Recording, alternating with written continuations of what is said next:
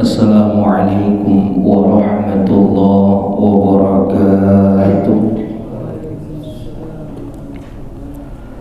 Al-Fatihata li sayyidil a'rabi wal a'jam wa hadiyatan lil muallifi wa masyayikhina wa usulina al-kiram wa li futuhil ilmi khairi wal hikam. Al-Fatihah.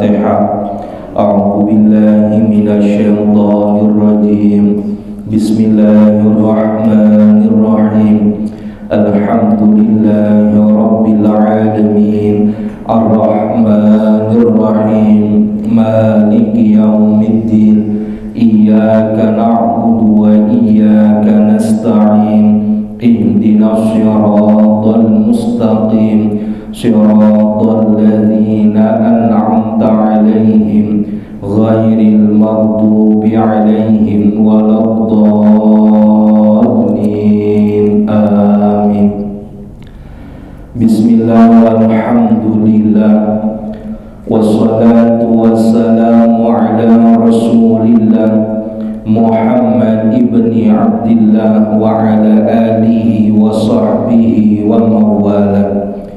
Amma ba'du wa'lamu anna an-nabiyya sallallahu alaihi wasallam qala la yanbaghi lil 'alimi an yaskuta 'an 'ilmihi wa la yanbaghi lil jahili an yaskuta 'an jahlihi.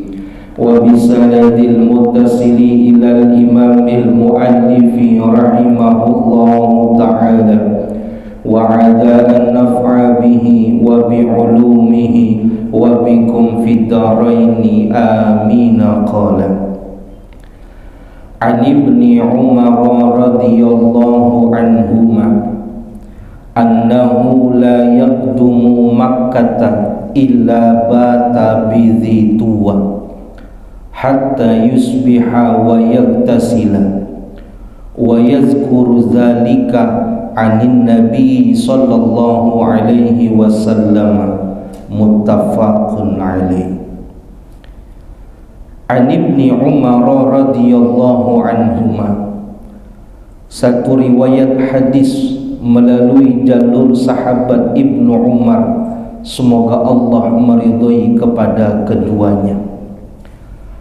Annahu, bahwasannya Ibnu Umar, la yaqdumu Makkah, tidaklah masuk ke kota Mekah, illa kecuali bata bermalam beliau bi Dhituwa, pada satu daerah namanya Dhituwa, hatta yusbiha, sampai dengan datangnya waktu subuh, wa yaktasila, dan beliau mandi, wa yazkuru zalika, dan beliau menyebutkan sebab kenapa melakukan hal itu, anin nabi sallallahu alaihi wasallam, karena datangnya dari Rasulullah sallallahu alaihi wasallam.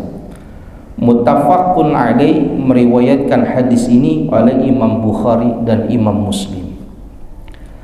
Jamaah yang dimuliakan Allah Subhanahu wa taala, puji syukur sama-sama kita panjatkan kepada Allah Subhanahu wa ta'ala yang kesekian kalinya Allah memberikan kesempatan kepada kita dengan nikmat yang besar, sehingga dengan nikmat itu Allah mempermudah langkah kita untuk bisa hadir di tempat yang penuh keberkahan ini. Mudah-mudahan hadirnya kita menjadi obat buat kita, hadirnya kita menjadi wasilah akan turunnya keberkahan dari Allah Subhanahu wa ta'ala. Amin ya rabbal alamin. Jamaah yang dimuliakan Allah, kita masih melanjutkan kajian hadis ahkam kita yang sudah sampai kepada adab-adab ataupun tata cara yang dicontohkan oleh Nabi bagi orang yang ingin melaksanakan ibadah haji dan umrah. Kita sudah sampai bagaimana adab Nabi dengan kemuliaan kota Mekah. Nabi tidak sembarangan masuk ke kota Mekah. Kalau ibarat bahasa Indonesia, kalau mau sampai kepada satu tempat, kita kula nuwun dulu, izin dulu. Tapi Mekah kota yang penuh keberkahan, kota yang penuh dengan kemuliaan. La tasyuddur rihal. Bahkan ada satu riwayat hadis mengatakan, jangan kita mati kecuali sudah mempersiapkan bekal untuk bisa pergi ke 3 tempat ini. Mana? Pertama, ke Mekah. Jangan sampai kita nggak mempersiapkan di hidup kita untuk niat pergi ke kota Mekah. Kenapa? Orang yang bisa sholat 1 rakaat di dalam Masjidil Haram itu ganjarannya 100.000 kali lipat sholat di luar Masjidil Haram. Yang kedua, harus punya niat nabung kita untuk bisa sholat di Masjid Nabi, Masjid Nabawi. Ganjarannya berapa? 10.000 bagi orang yang mau sholat di Masjid Nabawi. Kalau sudah pernah ke Mekah, sudah pernah ke Madinah, 1 tempat nih harus punya niat juga nih. Karena hadisnya sepaket sama Nabi. Saya udah haji, saya udah umrah, 1 tempat lagi yang harus niat berangkat. Mana? Masjidil Aqsa. Harus punya niat ke Masjidil Aqsa. Pak Haji udah haji dan umrah, maka harus punya niat mau ke Masjidil Aqsa. Kenapa? Nabi yang nyuruh.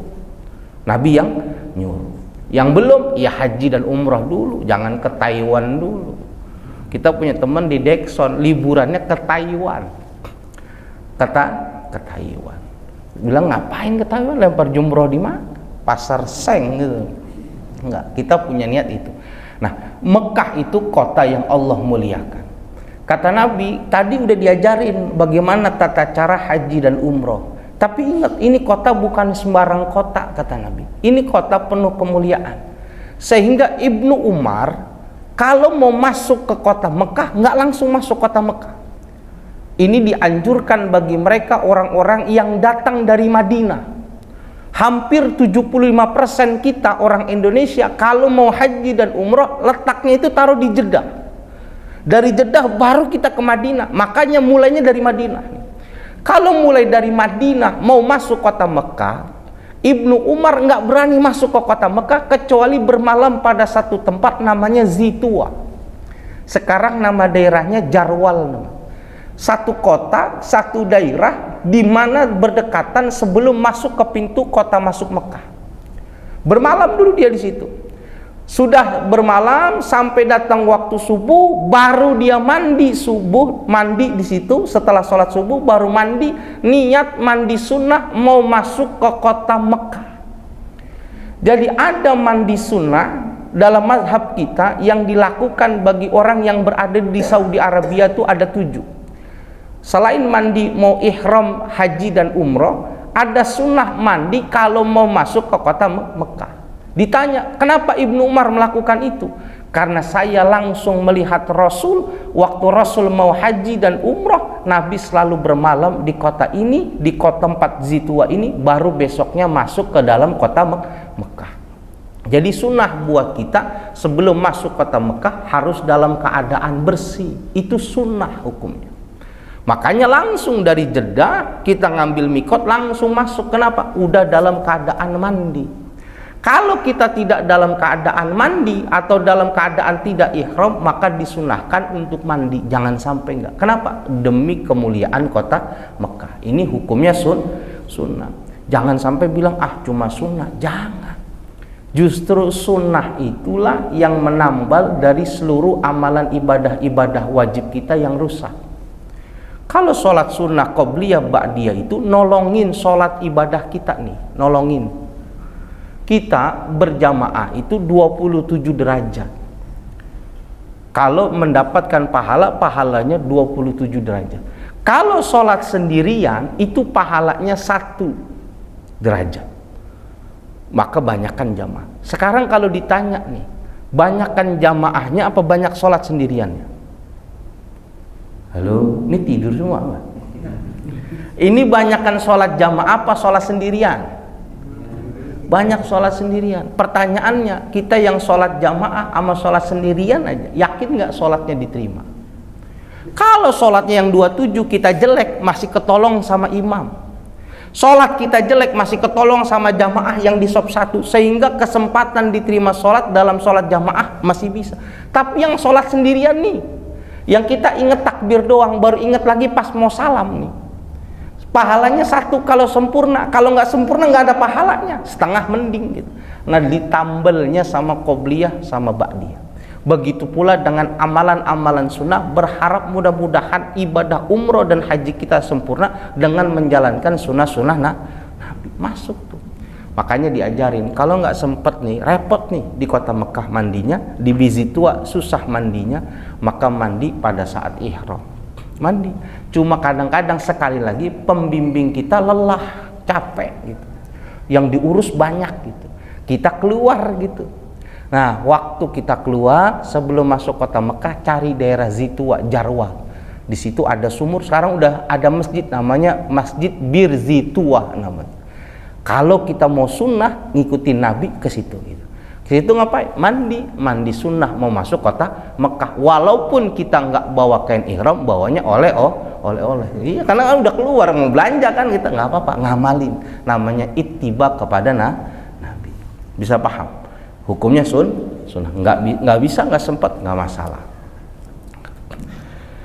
An Ibni Abbas radhiyallahu anhuma, hadis melalui jalur sahabat Ibnu Abbas, semoga Allah meridhoi kepada keduanya, annahu, bahwasannya Ibnu Abbas paman Nabi ini, karena adalah beliau yuqabbilul hajarul aswada, yaitu mengusap daripada hajar aswad. Wayas judu, ini maknanya bukan sujud nih. Wayas judu maknanya meletakkan dahinya, jabhahnya, alaihi, di atas daripada hajar aswad. Jadi jangan dimaknakan sujud itu selalu meletakkan kepala di atas, itu enggak. Ketika Nabi Adam diperintahkan untuk sujud kepada Allah, memang sujudnya sujud penyembahan seorang hamba kepada Tuhannya seperti kita sholat.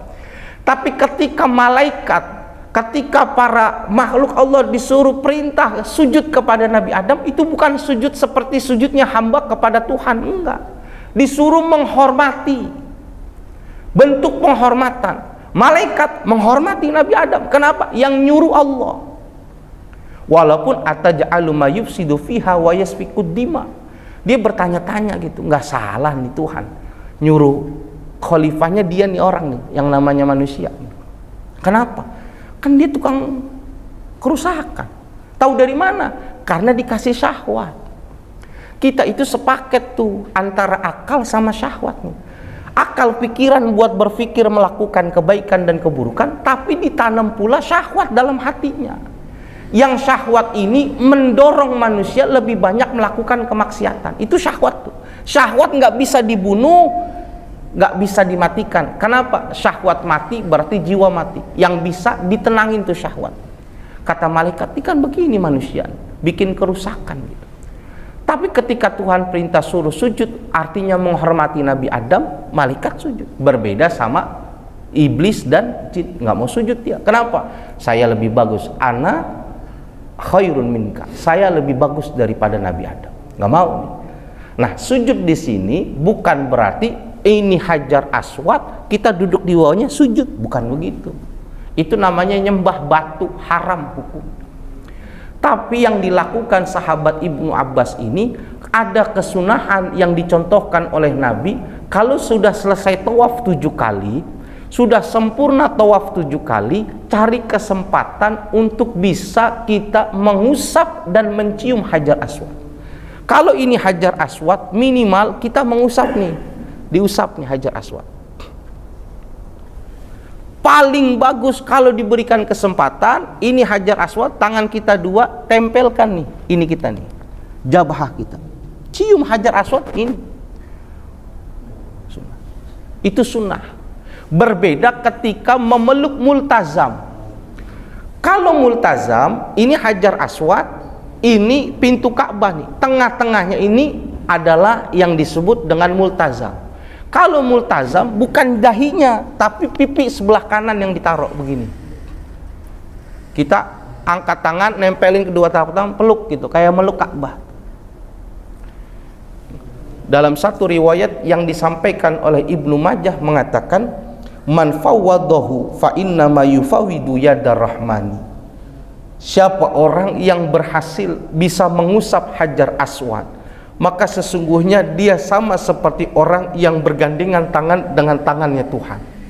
Jadi Hajar Aswad seperti lambang kehadiran Tuhan. Orang kalau mau berjabat tangan kepada Allah, gambaran nih, ganjaran saking besarnya, maka sentuhlah Hajar Aswad.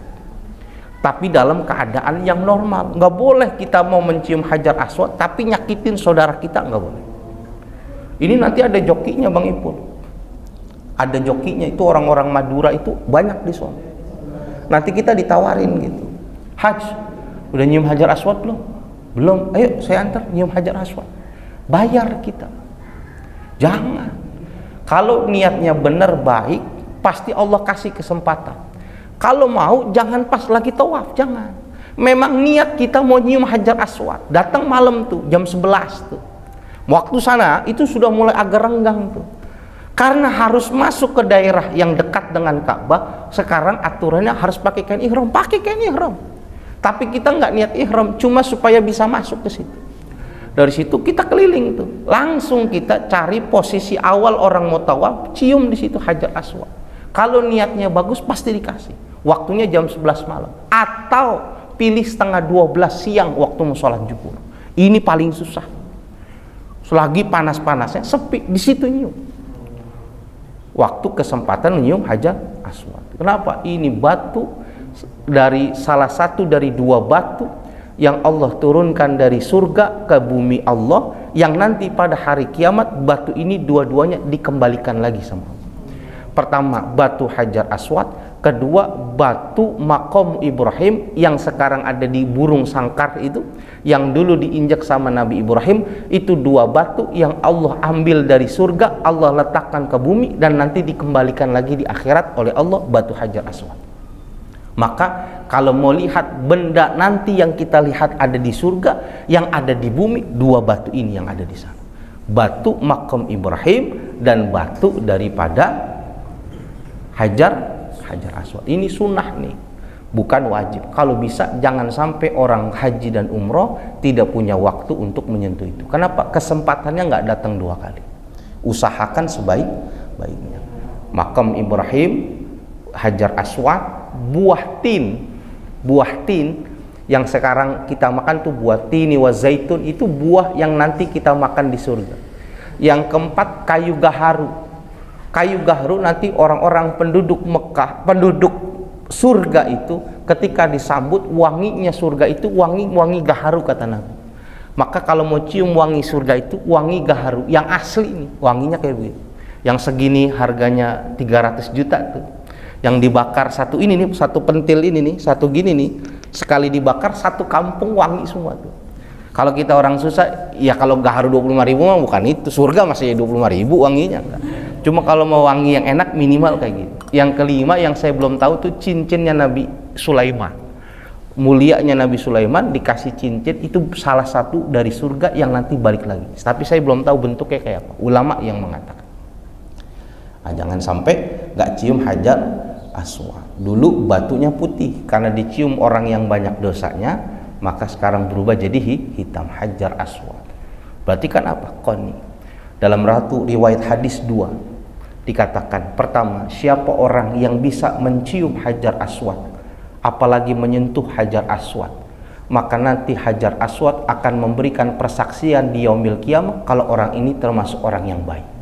Jadi kita nggak perlu dipanggil haji itu nggak perlu dipanggil orang yang sudah umroh berkali-kali, nggak perlu. Nanti ada tandanya di sana yang ngasih tanda Hajar Aswad. Itu tuh Haji Murdo itu udah haji, nggak pakai kain ihram. Kenapa? Kelihatan tadi dia pernah nyium saya di sana.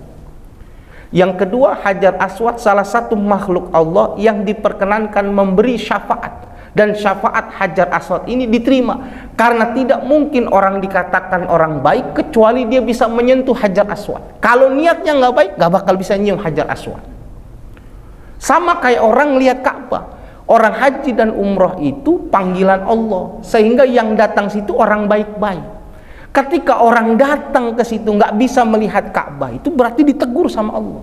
Ada masalah nih, harus tobat dulu kata Allah.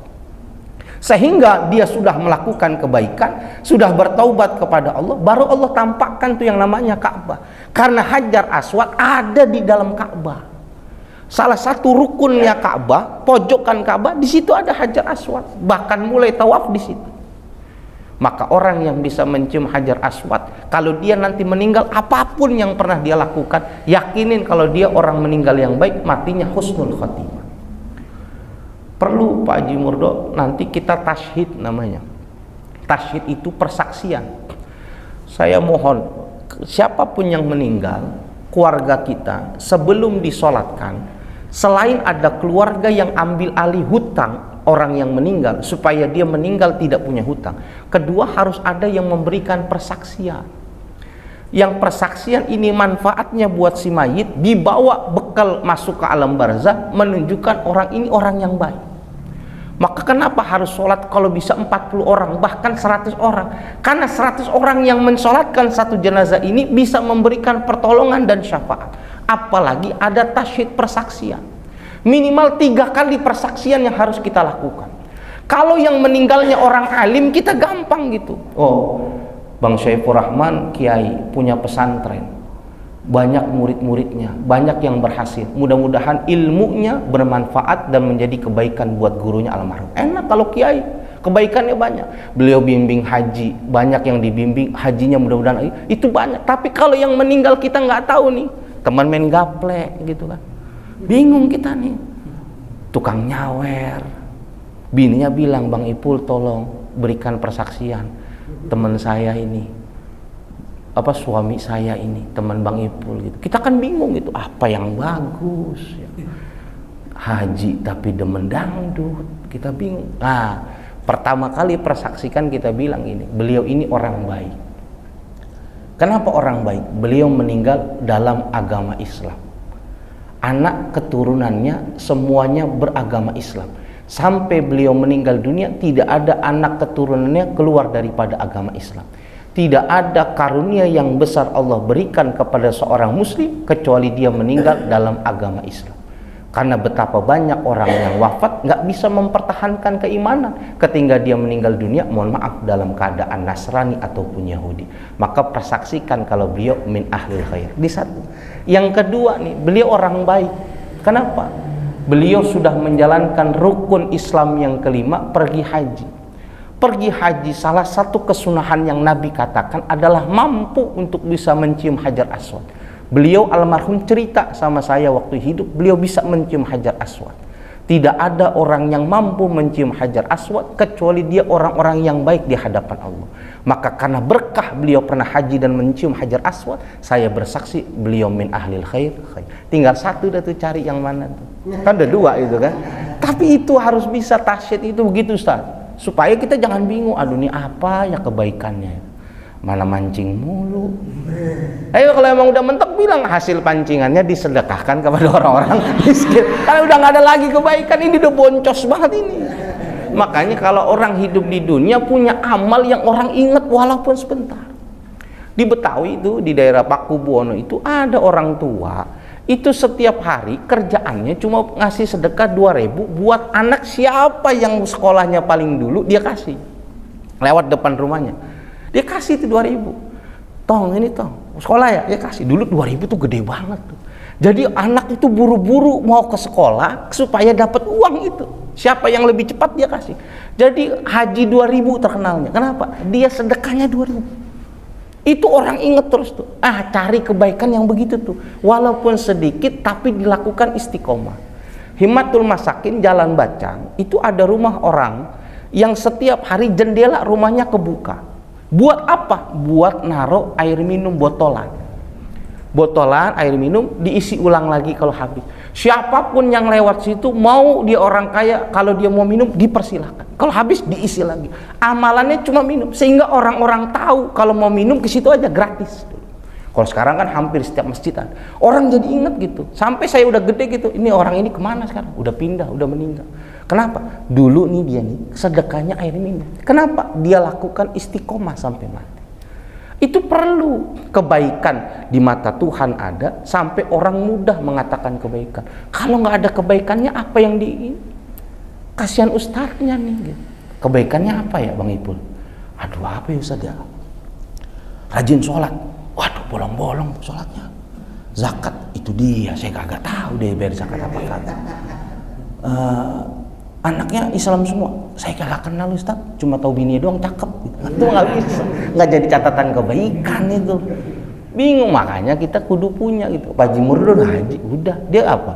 Alhamdulillah dia pernah cerita tahadus bini matilah pernah nyium Hajar Aswad. Nyium nggak Pak Haji? Aduh, besok berangkat lagi, balik lagi tanggal 16 November. Kok? Hah?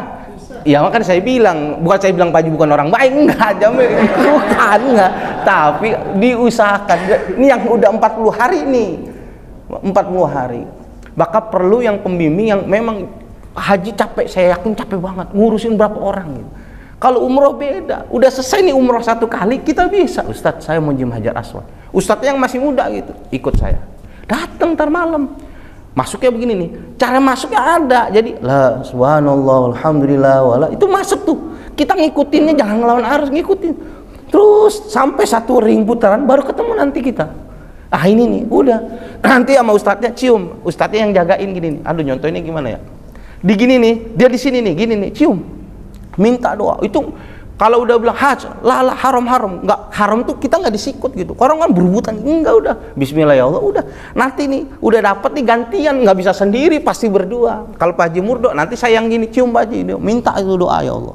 Mudah-mudahan jadi asar ya Allah kebaikan. Tergantian gitu, ada caranya gitu. Makanya kalau yang 40 udah haji, udah orang udah tahu, udah capek pembimbingnya gitu.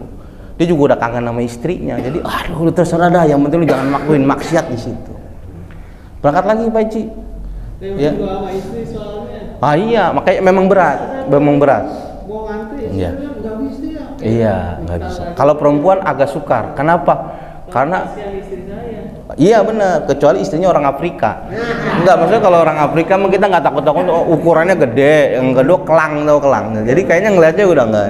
Kalau masih ukurannya orang Jawa jangan gitu. Intinya itu bukan, tapi itu ya hajinya udah cukup, cuma maksudnya kalau bisa itu, karena guru kita bilang salah satu itu perjuangan haji itu, makanya fisik dan harta termasuk mencium hajar. Niatin balik lagi Pak Haji, kalian ke Al-Aqsa harus punya niat. Ya, itu persaksian dua tuh. Pertama persaksian hidayah, kedua persaksian daripada mencium hajar. Tinggal satu, kalau tasyid 3 minimal. Bisa dipahamin. Dan mau meninggal Bang Ipul bilang, mau aliran lu terserah dah, gue susah ngajarin lu. Yang pasti gue minta sebelum gue disolatin jenazah gue, harus ada anak gue yang ngambil alih hutang gue. Yang kedua bersaksi kebaikan. Tunjuk temennya Bang Anggi, udah beres, gue udah dikasih tahu, tinggal nyari satu lagi aja kebaikannya apa. Ya, ada oh ya puasa misalnya, puasa Senin Kemis ya bisa, tinggal Bang Anggi maksudnya nyari kebaikannya apa. Lu kagak ada baik-baiknya, udah gue bingung, khawatir lu mati nanti gitu. Makanya ya orang jangan buruk, yang diinget buruknya doang gitu. Pas meninggal temennya cuma bilang gini, gua kasihan sama dia. Gue sih nggak kasihan sama dia, kasihan sama bininya. Kapan mari mabok, kasihan tuh bininya. Ustadznya kasihan lagi, suruh tasyid, apa yang bagus? Paham? Wa anhu radhiyallahu anhu qala, dan dari sahabat Ibnu Abbas pula beliau meriwayatkan, amarahumun Nabi sallallahu alaihi wasallam, memerintahkan kepada para sahabatnya Nabi kita Muhammad sallallahu alaihi wasallam, an yarmulu salasata asywatin, agar melakukan rommel, jalan cepat pada saat melakukan tawaf di Ka'bah. Kapan? Salasata asywatin, pada 3 putaran yang pertama. Jadi kalau orang tawaf di Ka'bah itu 7 kali tawaf, dimulai daripada Hajar Aswad, ada garisnya tuh, mulai kita tawaf dari situ, dari Hajar Aswad muter ketemu Hajar Aswad itu 1 kali putaran. Tawaf sama seperti sholat, harus dalam keadaan suci seluruhnya. Kalau kita batal di tengah tawaf, bedanya sama sholat, kita tidak perlu mengulang lagi tawaf dari awal, tapi cukup melanjutkan saja. Misalkan kita lagi tawaf pakai yang Syafi'iyah nih, kita nggak sengaja kita kantut gitu, prot gitu, keluar tuh. Ingat tadi tawaf yang keberapa? Tadi tawaf yang ketiga yang udah selesai, berarti lanjut masuk tawaf yang keempat, kelima, keenam, dan ketujuh. Nih tawaf bedanya sama sholat. Kalau sholat kita nggak boleh ngomong, dalam tawaf kita boleh ngomong, boleh. Kalau dalam keadaan darurat kita boleh ngomong saat tawaf. Nah, tata cara tawaf pertama, waktu dia mulai tawaf pertama, kedua, dan ketiga, lakukannya secara rommel, jalannya cepat. Jalan cepat tuh, bukannya berlari tapi jalan cepat. Wa yamshu arba'an ma baina ruknainin, dan baru 4 kali putaran terakhir yamshun, dia berjalan kaki secara normal, ma baina ruk'ain, di antara daripada 2 rukun, dari rukun Yamani sampai ke rukun Hajar Aswad. Jadi rommel jalan pertama cepat, yang kedua 4 kali putaran berjalan santai. Kenapa capek? Berapa kali berapa itu? Kalau dulu tujuannya Nabi datang waktu haji, haji Nabi yang terakhir itu dari atas Nabi. Supaya apa? Nabi dan rombongannya itu ketahuan nih sama orang-orang di Quraisy di Mekah, Nabi dan jamaahnya mau pergi haji. Jadi syiar tuh. Nabi baru keluar dari jalan yang lain. Begitu pula dengan rommel, orang-orang kafir itu gedek melihat orang Islam. Dia bilang orang Islam itu lemah, orang Islam itu payah gitu. Kata Nabi, enggak, lihat nih fisik orang Islam. Makanya waktu dia tawaf di Ka'bah, 3 tawaf pertama cepet gitu, subhanallah walhamdulillah, supaya menunjukkan orang Islam itu kuat. Itu sebagai syiar, wa may yu'azzim min sya'airillah fa innaha min taqwal qulub. Orang Islam itu yang paling berat itu ngedein syiar Islam, paling susah tuh, ujiannya banyak. Orang ngajakin pengajian itu ujiannya paling berat itu. Ntar ada yang ngaji enggak? Ntar ada yang datang enggak? Itu gimana amplopnya? Itu paling berat itu. Wa may yu'azzim min sya'airillah. Orang mau mengadakan acara kebaikan, mau santunan itu mau maulidan, itu pasti berat itu. Kata Nabi, lawan itu, tunjukin kalau kita bisa, walaupun yang datang nggak banyak. Itu Nabi begitu. Saya mau haji yang terakhir, banyak tuh. Kata Nabi, tunjukin syiar Islam. Mana lihat orang Islam yang berangkat haji? Dilihat banyak waktu itu, banyak banget. Allah yang ikut juga paling aki-aki. Enggak, pas dilihat, subhanallah, walhamdulillah, orang-orang kuat tuh. Udah 3 kali putaran tuh, baru disuruh jalan santai. Coba kalau disuruh rombel 7 kali, yang tua-tua nggak berangkat umroh gitu. Tapi ini juga hukumnya sunnah. Itu kalau mau ngikutin Nabi, bukan cuma littiba, tapi littiba'in Nabi. Bukan cuma taklid, tapi littiba'in Nabi. Syariatnya diikutin, caranya juga diikutin. Kalau rommel diajarin kan Pak Haji Murdo, jalan cepet, nggak bisa juga, susah juga. Nah, berarti Pak Haji nggak di lantai 1 ya? Di lantai 1 ya? Nggak langsung di bawah ya? Di bawah saya. Masih bisa di bawah? Masih bisa. Iya, kalau haji memang pasti susah. Umroh lagi. An Ibnu Umar radhiyallahu anhuma, dan dikuatkan hadis oleh sahabat Ibnu Umar, semoga Allah meridhai kepada keduanya, annahu, bahwasannya Nabi, kana adalah beliau, idza tawafa bil baiti, apabila beliau tawaf di Baitullah, tawafal awwala, maka beliau memulai tawaf yang pertama, khabbas salasan, dengan berjalan cepat, wa masya arba'an, dan beliau berjalan santai pada tawaf yang keempat selanjutnya. 1, 2, 3 cepat, sisanya 4 Nabi berjalan santai. Wa fi riwayatin, dan pada satu riwayat lainnya, ra'aitu Rasulullah sallallahu alaihi wasallam, melihat Ibnu Umar bahwasanya Rasulullah sallallahu alaihi wasallam idza tawafa fil haji awil umrati, apabila beliau tawaf pada saat haji ataupun umroh, awala, yang pertama kali beliau lakukan, ma yaqdumu, tidaklah beliau memulai daripada tawaf itu, fa innahu yas'a salasata atwafin, kecuali beliau yas'a, berjalan cepat. Sa'i itu kayak berjalan cepat pada putaran yang ketiga pertama, bil baiti, pada Baitullah, wa yamshi arba'atan, dan Nabi berjalan 4 pada 4 kali putaran yang terakhir. Ini kuat. Makanya tata cara orang yang melakukan ibadah pada saat dia melakukan tawaf itu caranya kuatnya seperti itu. Rommel pada putaran yang pertama sampai dengan ketiga, 4 sampai dengan yang terakhir adalah putaran di mana seseorang berjalan secara santai. Nggak bisa, la baksa, maka nggak dipaksa, jalan biasa nggak masalah. Nggak bisa di ring 1 naik ke atas, di ring 2 itu lebih jauh lagi tuh. Jadi ada 3 ring sekarang. Bahkan kalau kita udah nggak sanggup nih menjalankan dengan kaki, ada onta-ontaknya sekarang di atas. Ada onta mesin sekarang. Berapa real? Udah pakai mesin sekarang. Jadi ada yang kayak pakai motor sendiri, boleh gitu. Cuma ngerinya jadinya balap-balapan gitu. Di lantai 2 udah ada, Bang Ibu jangan ketawa, udah ada. Jadi pakai kendaraan gitu. Jadi tadi kasih lampunya nih, kalau udah lewatin lampu, ini nih tumpukan lampu nih ya, ini berarti lurus sama Hajar Aswad. Berarti kita sebelum masuk di sini udah istilam. Bismillah Allahu Akbar. Nah, kalau udah itu rukun Yamani, mau ke Hajar Aswad baru Rabbana atina, sambil ngendarain Rabbana atina fid dunya hasanah wa fil akhirati hasanah wa qina adzabannar. Masuk Hajar Aswad, Bismillah Allahu Akbar, lagi gitu, muter itu ada itu. Buat orang-orang tua itu, namanya onta besi di lantai 2 udah ada sekarang. Jadi jangan mikir udah tua nggak bisa. Tapi kalau yang masih muda mau nyium Hajar Aswad, turun ke bawah. Ada caranya, ada, bersihin dulu hatinya, bisa dipahami. Nah, terakhir hadis menguatkan tadi, wa anhu, dari sahabat Ibnu Umar radhiyallahu anhu, semoga Allah meridhai kepada beliau, lam ara Rasulullah sallallahu alaihi wasallam, tidak pernah aku melihat Rasulullah sallallahu alaihi wasallam yastaslimu, melakukan istilam, minal baiti, daripada Baitullah, ghairu ruknaini al-yamaniyah, kecuali kepada 2 pojokan rukun. Jadi kalau Ka'bah itu ada 4 pojokan. Kita mulai dari Hajar Aswad. Ini Hajar Aswad. Ke sini ada rukun Syami.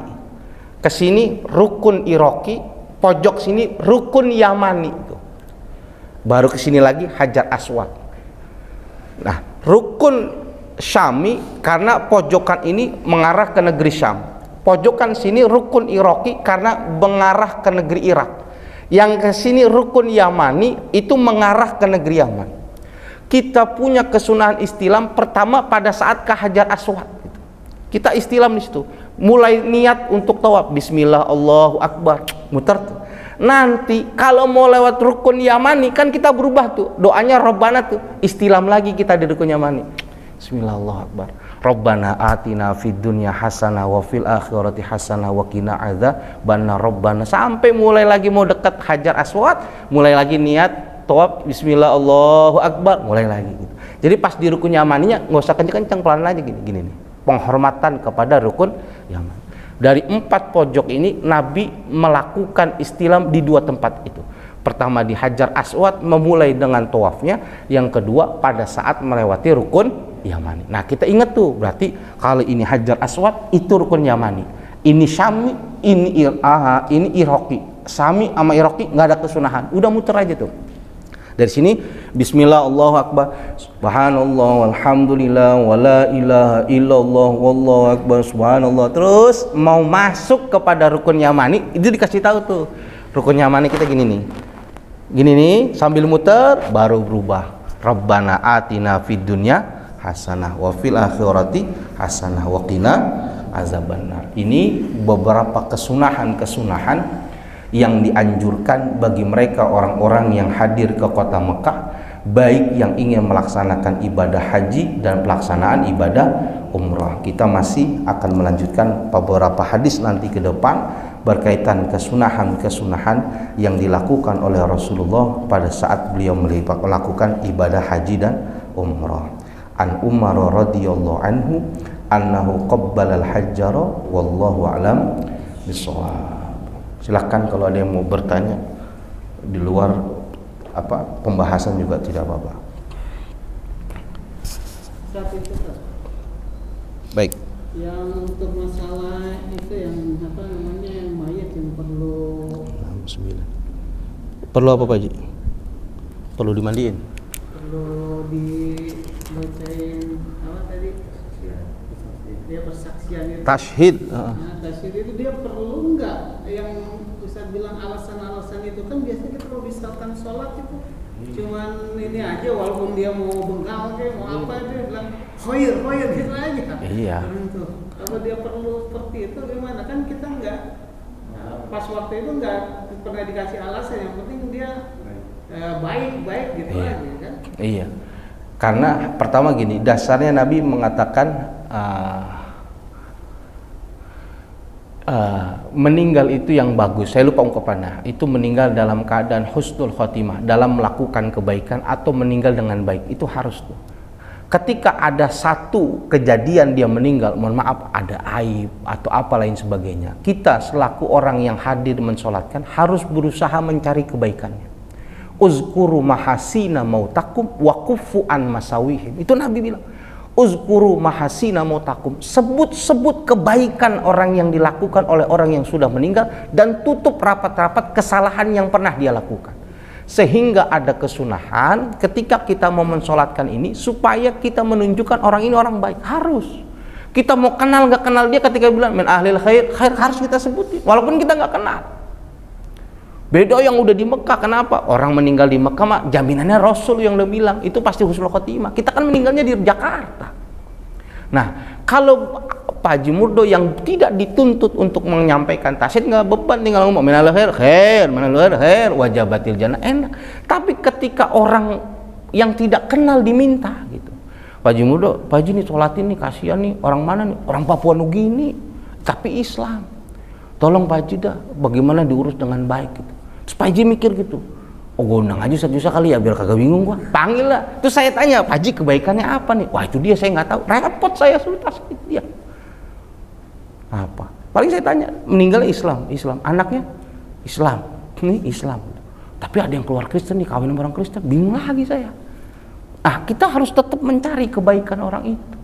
Sholat enggak? Jarang. Itu dia tuh, makanya saya bilang. Nah sekarang kita nggak bisa ngomong orang lain, mikir Pak Haji, diri saya, semuanya masing-masing. Harus kita, supaya keluarga melepaskan kita dengan lisan yang banyak mengatakan kita orang baik, walaupun mungkin saya bermasyarakat nggak baik. Makanya kita harus berusaha. Nah kita waktu itu tuh kan ikut Nabi, udah khair, walaupun dia punya salah sama kita. Dulu waktu hidup mah ya Allah, itu bibirnya lekit banget kalau ngomong. Lu kurus banget kayak wayang golek gitu kalau ngomong gitu. Kalau orang ngomong kan nyelekit banget ya Bang. Mohon maaf kan, namanya orang ngomong kan kadang tuh bibir lemes banget kayak bibirnya Polena gitu kan. Iya kan, karena ada gitu. Cuma waktu dia udah meninggal udah tutup kesalahannya, jangan diinget-inget dulu. Tuh almarhum dulu inget banget gue dulu waktu nyolong. Jangan diinget tuh waktu nyolongnya itu tuh. Pohon mangga dulu gue yang ini, dia yang nyengget ketangkep. Jangan, itu yang kayak gitu jangan diceritain. Harus Pak Haji gitu. Walaupun kita nggak kenal, min ahlil khair. Sama Nabi bilang usahakan ikut sholat jenazah karena ganjarannya itu seperti gunung Uhud. Kalau bisa menghantarkan jenazah sampai ke pembaringan terakhir, dapat 2 gunung Uhud. Kata Nabi, siapapun dia yang meninggal. Jadi jangan sampai nanti, tolong abis ini kita mau sholat jenazah ya gitu. Kita bilang gua agak kenal ini, jangan. Nabi kasih ganjaran gede, dan mudah-mudahan kita berharap kita mensolatkan jenazahnya, pas meninggal kita banyak yang nyolatin. Saya ulang nih cerita kesekian kali saya ulang. Ada kiai di Bogor, itu kerjaannya cuma satu. Kalau ngelewatin kuburan, dia pasti kirim Fatihah buat orang yang meninggal. Ini kuburan, dia langsung Fatihah jami'an. Kalau setiap ada bendera kuning, dia berhenti, dia tungguin dulu. Di mana disolatin, dia ikut solatin. Ketika ini kiai sudah meninggal dunia, itu keluarganya nggak ada yang kenal, yang nyolatinnya banyak banget. Itu siapa? Gua kagak tahu. Kok banyak habaib ulama-ulama? Gua nggak tahu. Padahal dia pekerja nih. Kiai dulu kan nggak kayak kita. Kiai dulu itu nyangkul. Kiai mah di masjid ngajar. Kalau di luar dia nyangkul, nanem dia ini. Cuma punya kebiasaan kalau diundang sholat jenazah dia datang. Allah berikan kemuliaan ketika dia meninggal, yang nyolatinnya banyak, bersap-sap gantian. Nggak muat ya ganti, hadir lagi. Itu yang kita pengen. Itu namanya kalau yang nyolatinnya udah banyak, itu udah enak. Ini mah udah pasti orang meninggal, orang baik beliau. Kenapa? Yang nyolatin aja bukan 1 kloter, berapa kloter itu. Nah kita bisa nggak? Kita sholat, waduh jarang-jarang nih. Ayo kuburin nih, udah panas nih. Yang semua kita baru 12 orang. Tapi kita harus bertasyid buat dia. Kalau nggak kasihan nih jenazah nih, udah yang nyolatin dikit, kagak ada yang persaksian, habis dikebukin dia di sono. Kata malaikat, mampus lo. Nah begitu. Saya dipahami. Harus bertasyid, harus ngambil hutangnya. Kita gitu, kalau nggak ngerti teman kita kasih tahu tuh, itu dia punya utang tuh di koperasi, kasih tahu tuh anak, jangan berat dia. Nggak percaya panggil Mang Edwin suruh buat catatan. Oh, kalau nggak dia diberatkan di akhirat. Ada lagi? Cukup? Mudah-mudahan ada manfaatnya. Subhanakallahumma wa bihamdi asyhadu an la ilaha illa anta astaghfiruka wa atubu ilaik. Assalamualaikum warahmatullahi wabarakatuh.